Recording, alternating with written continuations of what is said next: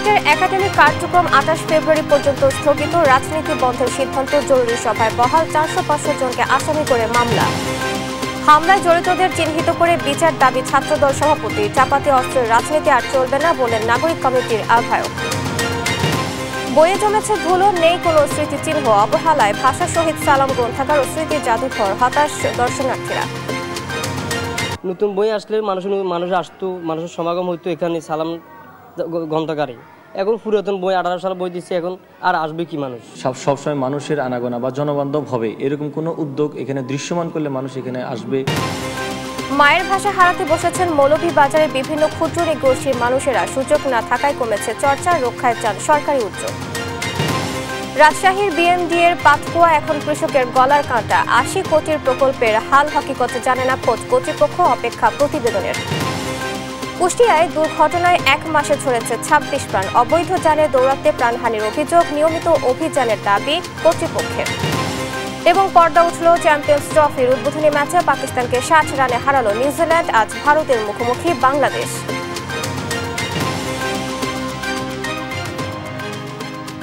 দেখছিলেন শিরোনাম সংবাদ সকালের, সঙ্গে আছি আমি আয়েশা বুবলি। এবার বিস্তারিত। দফায় দফায় সংঘর্ষের ঘটনায় এখনও থমথমে কুয়েট ক্যাম্পাস। শিক্ষার্থীদের নিরাপত্তায় 28 ফেব্রুয়ারি পর্যন্ত সব ধরনের একাডেমিক কার্যক্রম বন্ধের সিদ্ধান্ত নিয়েছে কর্তৃপক্ষ। জরুরি সিন্ডিকেট সভায় আহত শিক্ষার্থীদের চিকিৎসা ব্যয় বহন, সংঘর্ষের ঘটনায় মামলা এবং ক্যাম্পাসে রাজনীতি বন্ধের সিদ্ধান্ত বহাল রাখা হয়। এদিকে অজ্ঞাতনামা 400-500 জনকে আসামি করে মামলা করেছে প্রশাসন। আর অস্ত্রধারী নেতাকে বহিষ্কার করেছে যুবদল। সহকর্মী নূর ইসলাম রকির রিপোর্ট, জানাচ্ছেন টুম্পা আফরোজ। খুলনা প্রকৌশল ও প্রযুক্তি বিশ্ববিদ্যালয়ে ছাত্রদল ও বৈষম্য বিরোধী ছাত্র আন্দোলনের নেতাকর্মীদের মধ্যে দফায় দফায় সংঘর্ষ ও পাল্টাপাল্টি ধাওয়ার ঘটনায় থমথমে অবস্থা বিরাজ করছে। বুধবার সকাল থেকে ক্যাম্পাসের প্রধান ফটকের চারপাশে অবস্থান নেয় আইন শৃঙ্খলা রক্ষাকারী বাহিনীর সদস্যরা।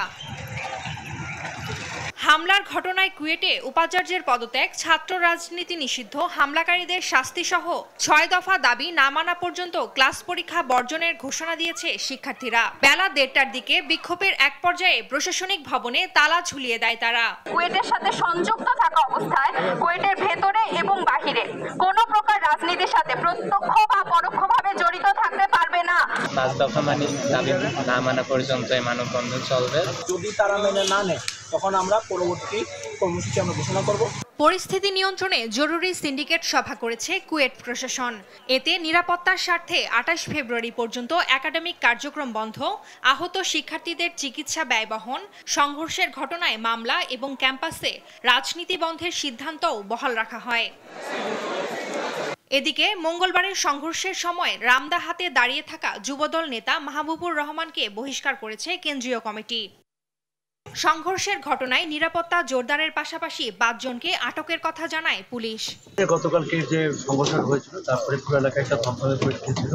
পরবর্তীতে পুলিশের মধ্যে বাহিনী সকল বাহিনীর নিরলস প্রচেষ্টায় আমরা একটা নিয়ন্ত্রণে নিয়ে এসেছিলাম। তো সকাল থেকে সেখানে মোতায়েন আছে, আপনারা দেখতে পাচ্ছেন। তো এখন পর্যন্ত এলাকায় যেটা স্টুডেন্টদের সাথে কথা হয়েছে, তারাও আশ্বস্ত করেছে যে তারা এমন কিছু করবে না যেটা পরিস্থিতিকে খারাপ দিকে নিয়ে যেতে পারে। মঙ্গলবারের হামলায় আহত হয় অন্তত 60 শিক্ষার্থী। তাদের মধ্যে আশঙ্কাজনক একজন আইসিইউতে চিকিৎসা নিচ্ছেন। নিউজ ডেস্ক, দেশ টিভি। কুয়েটে সংঘর্ষের ঘটনায় দুঃখ প্রকাশ করেছেন ছাত্রদল সভাপতি রাকিবুল ইসলাম রাকিব। দোষীদের বিচার দাবি করে তিনি বলেন, শিবির এবং বৈষম্য বিরোধী ছাত্র আন্দোলনের নামধারীরা ছাত্রদল নেতাকর্মীদের উপর হামলা চালায়।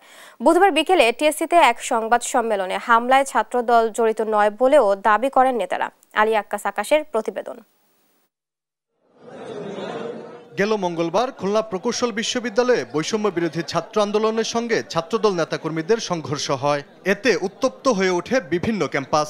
এ নিয়ে পাল্টাপাল্টি অভিযোগ করে দুপক্ষ। উদ্ভূত পরিস্থিতি নিয়ে ঢাকা বিশ্ববিদ্যালয়ের টিএসসিতে সংবাদ সম্মেলন করে কেন্দ্রীয় ছাত্রদল। কুয়েটের সংঘর্ষে ছাত্রদল জড়িত নয় দাবি করে নেতারা বলেন, বৈষম্য বিরোধী ছাত্র আন্দোলনকে সামনে রেখে এ ঘটনা ঘটিয়েছে ছাত্র শিবির। পূর্ববর্তী সময়ে যারা ছাত্রলীগের সন্ত্রাসীদের সহযোগী হিসাবে তাদের সকল অপকর্মের বৈধতা প্রদানে ভূমিকা রেখেছিল, সেসব নামধারী অপশক্তি বাংলাদেশের শিক্ষা প্রতিষ্ঠানগুলোতে গোপনে তাদের সাংগঠনিক কার্যক্রম পরিচালনা করলেও প্রকাশ্যে গণতান্ত্রিক চর্চা বাধাগ্রস্ত করে মব সংস্কৃতির মাধ্যমে অতীতের ফ্যাসিস্ট সন্ত্রাসী সংগঠনের ন্যায় অগণতান্ত্রিক আচরণের পুনরাবৃত্তি ঘটাচ্ছে। ফ্যাসিস্টদের মতো আবারও অন্য সংগঠনের রাজনীতিকে বাধাগ্রস্ত করা হচ্ছে অভিযোগ করে তারা বলেন, শিবিরকে গুপ্ত রাজনীতি পরিহার করতে হবে। ধারক বাহক গুপ্ত নিষিদ্ধ সংগঠন শিবির ও ছাত্রলীগ সম্পূর্ণ আইন বহির্ভূত ও অবৈধ উপায়ে ক্যাম্পাস সময়ে সাধারণ শিক্ষার্থীদের বেশ ধরে গণতান্ত্রিক ছাত্র রাজনীতি নিষিদ্ধ করার দাবি করে ক্যাম্পাস সময়ে নিজেদের অগ্রসূচিত নিষিদ্ধ দখলদারি জারি রাখার জন্য উঠে পড়ে লেগেছে। বৈষম্য বিরোধীদের ব্যানারে ছাত্রদলের কর্মীদের উপর কোনো আঘাত এলে তার দায় তাদেরকেই নিতে হবে বলে সতর্ক করেন ছাত্রদল নেতারা। এই আগামী 1 মাস পরে আনুষ্ঠানিকভাবে আপনাদের জানাবো, ডাটাবেস তৈরি করে। আলী আক্কাস, আকাশ, দেশ টিভি, ঢাকা। চাপাতি আর অস্ত্রের রাজনীতি দেশে থাকবে না। যারা করতে চায় তাদের আওয়ামী লীগের থেকে শিক্ষা নেওয়া দরকার বলে মন্তব্য করেছেন নাগরিক কমিটির আহ্বায়ক নাসিরউদ্দিন পাটোয়ারি। বুধবার বাংলাদেশ সুফি কনফ্লুয়েন্স আয়োজিত জাতীয় সম্মেলনে তিনি এই কথা বলেন। আগামী দিনে সুফিদের খানকা থেকে বের হয়ে দেশ গঠনে অবদান রাখার আহ্বান জানান উপদেষ্টা মাহফুজ আলম। হাসান মাহমুদের রিপোর্ট। বুধবার বিপ্লবোত্তর বাংলাদেশ গঠনে সুফি সমাজের অংশগ্রহণ ও করণীয় শীর্ষক জাতীয় সম্মেলনের আয়োজন করে বাংলাদেশ সুফি কনফ্লুয়েন্স। অনুষ্ঠানে প্রধান অতিথির বক্তব্য রাখেন উপদেষ্টা মাহফুজ আলম। বলেন, বিভিন্ন দেশ থেকে আগত সুফি ও ব্যবসায়ীদের ভালো চারিত্রিক বৈশিষ্ট্যের কারণেই এদেশের মানুষ ইসলামের প্রতি আগ্রহী হয়েছে। ওনারা কিন্তু শুধুমাত্র শান্তি দাওয়াত। তবে সুফিদের একটি অংশ আওয়ামী ফেসিবাদের সহায়ক হওয়ায় তাদের গ্রহণযোগ্যতা নিয়ে প্রশ্ন উঠেছে। আগামী রাষ্ট্র গঠনে সবাইকে এক হয়ে কাজ করার আহ্বান জানান তিনি। সুফিরা মূলত বাংলাদেশে এসে জঙ্গল সাফ করে মসজিদ, দরগা তৈরি করেছেন, খানকা তৈরি করেছেন, দায়রা তৈরি করেছেন এবং এখানে বসে ওনারা কিন্তু লড়াইও করেছেন। তাদের এই যে লড়াকু মানসিকতা, আমি মনে করি যে এটা এই অভ্যুত্থানের ভিতর দিয়ে পুনর্বিবেচনার সুযোগ এসেছে। অনুষ্ঠানে অংশ নিয়ে জাতীয় নাগরিক কমিটির আহ্বায়ক নাসিরউদ্দিন পাটোয়ারি বলেন, আত্মপরিচয় মুসলিম হওয়ায় বিদেশি শক্তিরা বারবার আঘাত করছে। এক্ষেত্রে জাতি গঠনে সুফিদের রাজনৈতিকভাবে শক্তিশালী হওয়ার আহ্বান জানান তিনি। আমাদের চারপাশে যেভাবে আমাদেরকে ঘিরে রেখেছে ফরেন ইন্টারভেনশন এবং আমাদের আত্মপরিচয় মুসলমান হওয়ার কারণে যে ধরনের সংঘবদ্ধ নির্যাতন তারা চালিয়ে যাচ্ছে, এটা যদি ঠেকাতে হয় আমাদের হলো মাঠে নামা ছাড়া কোনো উপায় নেই। বলেন, ফেসিবাদ পতনের 6 মাসের মাথায় কুয়েটে অস্ত্রের মহড়া। অস্ত্রের শক্তি দিয়ে দেশে আর কেউ দাঁড়াতে পারবে না বলেও সতর্ক করেন নাসিরউদ্দিন। চাপাতে নিয়ে এসে শান্তি বিনষ্ট করতে চায়, যেটা গতকালকে আমরা ক্যাম্পাস খুলনা বিশ্ববিদ্যালয় থেকে দেখেছিলাম। ওদের রাজনীতি তাদেরকে আওয়ামী লীগ থেকে শিক্ষা নেওয়ার জন্য বলবো। হাসান মাহমুদ, দেশ টিভি, ঢাকা। বেসরকারি বিশ্ববিদ্যালয়ের MJH মঞ্জুকে আহ্বায়ক আতিক শাহরিয়ারকে সদস্য সচিব, ওমর ফারুককে মুখ্য সংগঠক এবং সাবিনাকে মুখপাত্র করে বৈষম্য বিরোধী ছাত্র আন্দোলন সম্মিলিত বেসরকারি বিশ্ববিদ্যালয়ের কমিটির আত্মপ্রকাশ হয়েছে। বুধবার রাতে বাংলা মোটরে বৈষম্য বিরোধী আন্দোলনের কেন্দ্রীয় কার্যালয়ে এই ঘোষণা দেন সমন্বয়ক রিফাত রশিদ। এ সময় সংগঠনটির নেতারা বলেন, এটি বৈষম্যহীন, মাদক, সন্ত্রাস, দুর্নীতিমুক্ত বাংলাদেশ গড়তে দেশের সব মানুষের সহযোগিতা নিয়ে কাজ করবেন তারা। বলেন, এটি একটি অরাজনৈতিক সংগঠন যাতে কাজ করতে পারবে সব দলমতের মানুষ। শুধু জুলাই গণঅভ্যুত্থান নয়, প্রাইভেট বিশ্ববিদ্যালয় বহু আগ থেকেই স্বৈরাচার হটাতে কাজ করেছে বলে দাবি করেন তারা। এ সময় শিক্ষার্থীদের আশা প্রত্যাশা নিয়ে কাজ করার অঙ্গীকার করেন ছাত্র নেতারা। মঞ্জুকে আহ্বায়ক, আতিক শাহরিয়ারকে সদস্য সচিব, ওমর ফারুককে মুখ্য সংগঠক এবং সাবিনাকে মুখপাত্র করে বৈষম্য বিরোধী ছাত্র আন্দোলন সম্মিলিত বেসরকারি বিশ্ববিদ্যালয়ের কমিটির আত্মপ্রকাশ করা হয়েছে। আমরা আসলে কাঁধে কাঁধ মিলিয়ে একসাথে লড়ে যেতে চাই। জুলাই গণঅভ্যুত্থান, আমরা বলেছি যে জুলাই আমাদের ভিত্তি। জুলাই যেমন পাবলিক প্রাইভেট একত্রে মিশে গিয়েছিল, একত্রে বুকের তাজা রক্ত ঢেলে দিয়ে দেশের থেকে স্বৈরাচারী হাসিনার পতন ঘটিয়েছে এবং নতুন বাংলাদেশ বিনির্মাণ করেছে। এই আমরা কাঁধে কাঁধ মিলিয়ে সামনের দিকে এগিয়ে যাবে। বেসরকারি বিশ্ববিদ্যালয় যেন রাষ্ট্রের গুরুত্বপূর্ণ ভূমিকা রাখতে পারে এবং বেসরকারি বিশ্ববিদ্যালয় কোনো ক্ষেত্রে যে পিছিয়ে নেই এবং সেটাও আমরা দেখিয়ে দিতে চাই। ফেব্রুয়ারি মাসে বাড়ে কদর, আর শুরু হয় পরিচ্ছন্নতা সাজসজ্জা। বাকি 11 মাস নিষ্প্রাণ পড়ে থাকে ফেনীর ভাষা শহীদ আব্দুস সালাম গ্রন্থাগার ও স্মৃতি জাদুঘর। শহীদ সালামের সমাধি ও সংরক্ষণ পাঠাগারটিতে প্রাণ ফেরাতে বইয়ের সংখ্যা বাড়ানোর দাবি পরিবারের সদস্যদের। তোফায়েল আহমদ নীলয়ের রিপোর্ট, জানাচ্ছেন মোহাম্মদ সাকিব। 1952 ভাষা আন্দোলনে 144 ধারা ভঙ্গ করে রাষ্ট্রভাষা বাংলা চাই স্লোগানে রাজপথে নামলে 21 ফেব্রুয়ারি পুলিশের গুলিতে আহত হন সালাম। পরে ঢাকা মেডিকেল কলেজ হাসপাতালে 1.5 মাস চিকিৎসাধীন থেকে মৃত্যুবরণ করেন। তার স্মৃতি রক্ষায় ফেনীর দাগনভূঞা উপজেলার মাতভূঞা ইউনিয়নের গ্রামের বাড়ির প্রবেশ মুখে গ্রন্থাগার ও স্মৃতি জাদুঘর নির্মাণ করা হয়। কিন্তু সেই পাঠাগারে আছে কিছু ধুলো জমা পুরনো বই, আর জাদুঘরে ভাষা শহীদের একটি ছবি ছাড়া নেই কোনো স্মৃতিচিহ্ন। এতে হতাশ হয়ে ফিরে যান দূর দূরান্তের দর্শনার্থীরা। নতুন বই আসলে মানুষ আসতো, মানুষের সমাগম হইতো এখানে সালাম গ্রন্থাগারে। এখন পুরাতন বই 18 সাল বই দিচ্ছে, এখন আর আসবে কি মানুষ? রাষ্ট্রীয়ভাবে বা সরকারিভাবে যদি এখানে কোনো উদ্যোগ নেওয়া হয় যে এখানে সবসময় মানুষের আনাগোনা বা জনবান্ধব হবে, এরকম কোনো উদ্যোগ এখানে দৃশ্যমান করলে মানুষ এখানে আসবে। 6 বছর আগে আজিমপুর গোরস্থানে সালামের কবর চিহ্নিত করা হলেও এখনো কবরটি সংরক্ষণ করা হয়নি। দ্রুত কবরটি সংস্কার ও ফেনী নোয়াখালী মহাসড়কে সালামের তরুণ নির্মাণের দাবি পরিবার সদস্যদের। ভাষা শহীদ সালামের কবর ঢাকা আজিমপুর কবরস্থানে চিহ্নিত করা হয়েছে। সংস্কারের জন্য জোর আবেদন করছি ঢাকা সিটি কর্পোরেশনের কাছে, যেন তারা উদ্যোগ নিয়ে কাজটি সমাপ্ত করে। 2018 সালের পর নতুন করে বই সংযোজন করা হয়নি পাঠাগারটিতে, এজন্য পাঠক সংখ্যাও কম। ঊর্ধ্বতন কর্মকর্তাদের সঙ্গে কথা বলে নতুন করে বই সংযোজন করা হবে বলে জানান গ্রন্থাগারিক। পাঠকেরা আসার পরে যখন 2018 সালের বই দেখে তখন আগ্রহটা হারাই ফেলে আর কি। তা আশা করতেছি আমাদের কর্তৃপক্ষ নতুন বই আমাদের গ্রন্থাগারে সংযোজন করবে। তবে স্কুল কলেজ পড়ুয়া শিক্ষার্থীদের গ্রন্থাগারমুখী করতে উদ্যোগ নেওয়া হবে বলে জানিয়েছেন জেলা পরিষদ প্রশাসক। পড়াশোনাকে বা পাঠ্যাভ্যাস গড়ে তোলার ক্ষেত্রে যাদের অগ্রণী এমন কিছু স্বেচ্ছাসেবীদের নিয়ে আমরা এই লাইব্রেরিটাকে আরও প্রাণবন্ত করব এবং একটি মেধাভিত্তিক জাতি গঠনে এই লাইব্রেরিটি সহায়ক হবে। ভাষা শহীদদের বীরত্বগাথা আগামী প্রজন্মের কাছে তুলে ধরতে ভাষা শহীদ সালাম স্মৃতি জাদুঘর ও গ্রন্থাগারকে আধুনিক করে তোলার দাবি স্থানীয়দের। Mohammad Sakib, news desk. মৌলভীবাজারে বসবাস করে বিভিন্ন ভাষার ক্ষুদ্র নৃগোষ্ঠী, এদের অধিকাংশ শ্রীমঙ্গলের চা বাগানে কাজ করেন। একসময় শুধু মায়ের ভাষায় জানতেন চা শ্রমিকরা, কিন্তু মায়ের ভাষায় তো লেখাপড়ার সুযোগ নেই। জীবন জীবিকার তাগিদে চা শ্রমিক সন্তানদের লেখাপড়া বাংলা মাধ্যমেই করতে হয়। এতে কমেছে তাদের মাতৃভাষার চর্চা। সহকর্মী সালেহ এলাহি কোটির তথ্য, ছবিতে সালমা জাহানের ডেস্ক রিপোর্ট।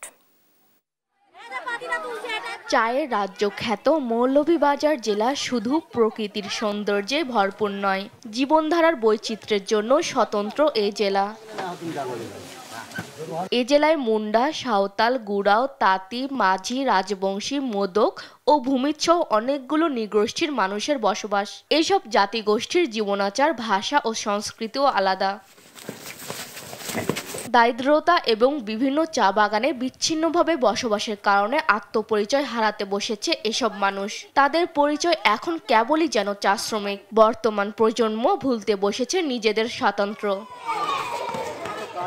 চা শ্রমিকদের সন্তানদের বিদ্যালয়ে পড়াশোনা করতে হয় বাংলা ভাষায়, তাই নিজেদের মাতৃভাষা হারিয়ে যেতে বসেছে। এমনকি বাংলাও তাদের জন্য কষ্টসাধ্য। আমরা উড়িষ্যা ভাষায় কথা বলি, বাইরে এসে আমরা এটা বলতে পারি না, কারণ এটি চর্চা হয় কম। আমাদের বাচ্চা কাচ্চারা বা আমাদের নতুন প্রজন্ম যারা, তারাও এটা চর্চা করতে পারে না। স্কুলে থাকলে বাংলা ভাষা কথা বলে, আর বাসা তাইলে আমাদের উড়াং ভাষায় কথা বলে। আমি আমার বাবা মার সাথে গৌড় ভাষা কথা বলি, স্কুলে এসে বই পড়ি বাংলা ভাষায়, এতে আমি গৌড় ভাষা ভুলে যাচ্ছি।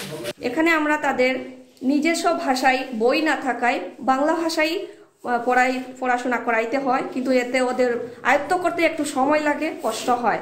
এসব জাতিগোষ্ঠীর ভাষা রক্ষার জন্য অন্তর্বর্তী সরকারকে উদ্যোগ নেওয়ার দাবি চা শ্রমিক ইউনিয়নের। লেখাপড়া করে ঠিকই, কিন্তু মন প্রাণ খুলে একে অন্যের সাথে কথা বলতে না পারায় আমাদের আস্তে আস্তে আমাদের যে জাতিসংঘের ঐতিহ্যটা আছে সেটা বিলীন হয়ে যাচ্ছে। তাই আমি সরকারকে অনুরোধ করব আমাদের সেই যেন কৃষ্টি কালচারটা ধরে রাখতে পারি সেই ব্যবস্থাই করা হোক। ভাষার মাসে মায়ের ভাষাকে বাঁচিয়ে রাখতে সরকারের সচেষ্ট ভূমিকা হাসি ফোটাতে পারে এসব জাতিগোষ্ঠীর মুখে। নিউজ ডেস্ক, দেশ টিভি। বরিশালে চলছে অমর 21শে ফেব্রুয়ারি উদযাপনের পূর্ব প্রস্তুতি। এ নিয়ে আরও জানাতে সেখান থেকে যুক্ত হচ্ছেন সহকর্মী শাকিল মাহমুদ। শাকিল, কি পরিস্থিতি সেখানকার আমাদের জানাবেন। দেখুন, 21শে ফেব্রুয়ারিকে কেন্দ্র করে কিন্তু শেষ মুহূর্তের প্রস্তুতি চলছে এবং এই যে বরিশালের যে কেন্দ্রীয় শহীদ মিনার, এই কেন্দ্রীয় শহীদ মিনারে আজ বিকেল 5টায় কিন্তু চারুকলা বরিশাল সহ যে সব চিত্রশিল্পীরা আছে তারা কিন্তু এখানে এসে উপস্থিত হবে এবং আসলে যে এই শহীদ মিনারকে কিন্তু বিভিন্ন রঙে কিন্তু সাজিয়ে তুলবে তারা এবং এখানে কিন্তু আলপনা করা হবে বলে কিন্তু জানিয়েছে যারা বরিশাল চারুকলার সাথে সংশ্লিষ্ট আছে তারা। এবং এছাড়া কিন্তু আমরা দেখছি যে একেবারে সকাল থেকেই কিন্তু যে পরিচ্ছন্নতা যে কর্মী আছে তারা কিন্তু ব্যস্ত সময় পার করছে এবং এই শহীদ মিনারকে কিন্তু সাজিয়ে তুলতে এরই মধ্যে কিন্তু সব ধরনের প্রস্তুতি নেওয়া হয়েছে। আমরা কিন্তু কথা বলেছিলাম যে বরিশালের জেলা প্রশাসকের সাথে, তিনি যেটা আমাদেরকে জানিয়েছেন যে আজ রাত 12:01 কিন্তু কেন্দ্রীয় শহীদ মিনারে পুষ্পস্তবক অর্পণ করা হবে। এর পরপরই কিন্তু আসলে সর্বস্তরের যে মানুষ তাদের কিন্তু ঢল নামবে। তবে প্রশাসনের যারা আছে তারা 12:01 আসলে এই যে শহীদ মিনারে পুষ্পস্তবক অর্পণের মাধ্যমে কিন্তু আসলে যে শহীদদের প্রতি যে শ্রদ্ধা, ভাষা শহীদদের প্রতি, সেটি কিন্তু শুরু হবে। এবং এছাড়াও আমরা আরো জানতে পেরেছি যে সূর্যোদয়ের সাথে সাথে কিন্তু আবার সঠিক নিয়মে জাতীয় পতাকা অর্ধনমিত করে উত্তোলন করা হবে। এছাড়া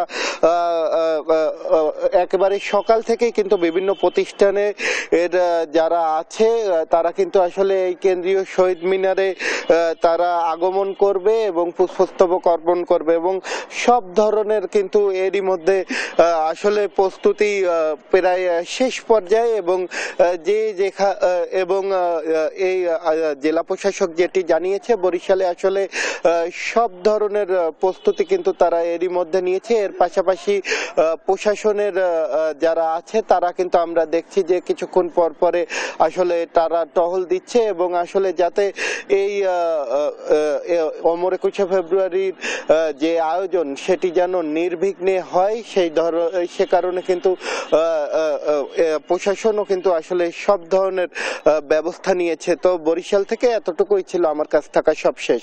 শাকিল, আপনাকে ধন্যবাদ। দর্শক, বরিশাল থেকে অমর 21শে ফেব্রুয়ারি উদযাপনের পরিস্থিতি জানাচ্ছিলেন সহকর্মী শাকিল। আজ জুলাই আগস্টের গণহত্যা ও মানবতা বিরোধী অপরাধের অভিযোগে সাবেক পুলিশ প্রধান ও এনটিএমসির সাবেক মহাপরিচালক সহ পুলিশের 10 কর্মকর্তাকে আন্তর্জাতিক অপরাধ ট্রাইব্যুনালে হাজির করা হবে।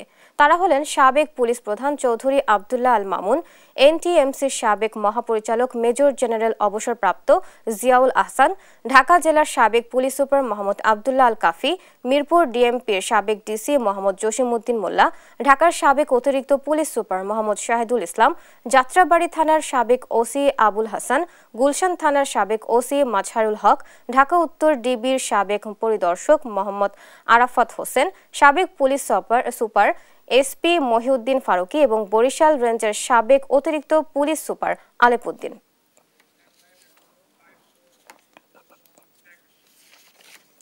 বরেন্দ্র বহুমুখী উন্নয়ন কর্তৃপক্ষ বিএমডিএ প্রান্তিক কৃষকের সেচ সুবিধার জন্য ৮০ কোটি টাকা ব্যয়ে পাতকুয়া স্থাপনের প্রকল্প নেয় 2018 সালে।